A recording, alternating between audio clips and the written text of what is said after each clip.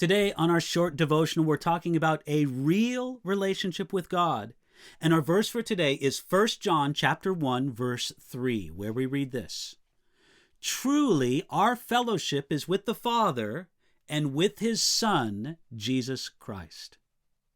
The idea of fellowship is one of the most important ideas in the Bible. In the New Testament, it translates the ancient Greek word koinonia, which speaks of sharing, communion, a common bond in life. It speaks of a living, breathing, sharing, loving relationship with another person. In 1 John chapter 1, verse 3, John simply and boldly says that we can have fellowship with the Father and with his Son, Jesus Christ.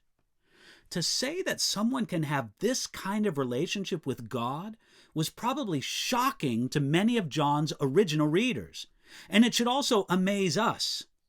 The Greek mindset highly prized the idea of fellowship, but it restricted it to the human level. The idea of such a close relationship with God was revolutionary. In John's day, many people didn't know fellowship with God was either possible or even desirable.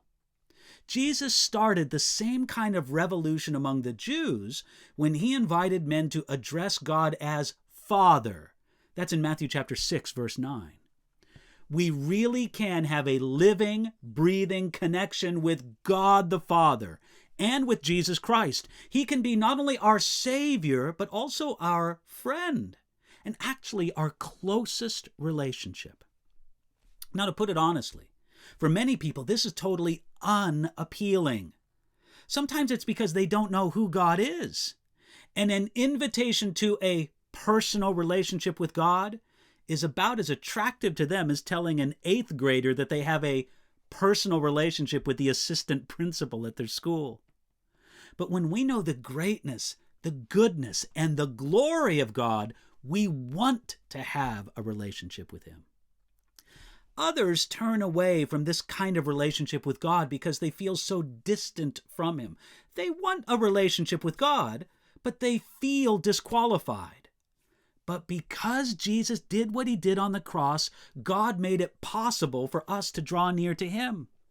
And it is only possible because Jesus is who John says he is in 1 John chapter 1, verses 1 and 2. He is the eternal God. Look, if someone invited you to have a personal relationship with Napoleon or Alexander the Great or Abraham Lincoln or even Moses or the Apostle Paul, we would think that they're crazy or at best foolish. Someone can't have even a genuine spiritual relationship with a dead person. But with the eternal God who became man, we can have a relationship. In a sense, this relationship with God inspires his great plan of the ages. God's purpose in creating the world, with creating human beings made in his image, in allowing the fall of man and bringing forth redemption, was all to have a real relationship with us. I wonder if God doesn't get, frustrated. I know that's not the best word, but I'll use it anyway. I wonder if God doesn't get frustrated sometimes because we are like spoiled children. We often receive his gifts without wanting to spend time with him and to deepen our connection with him. But why would God want to have a relationship with me? Because he loves me. And why does he love me? Because he does. All the reasons are in him. They're not in us. So take some time today, even if it's just a few moments, to quietly be in God's presence and to ask him to deepen your relationship with him.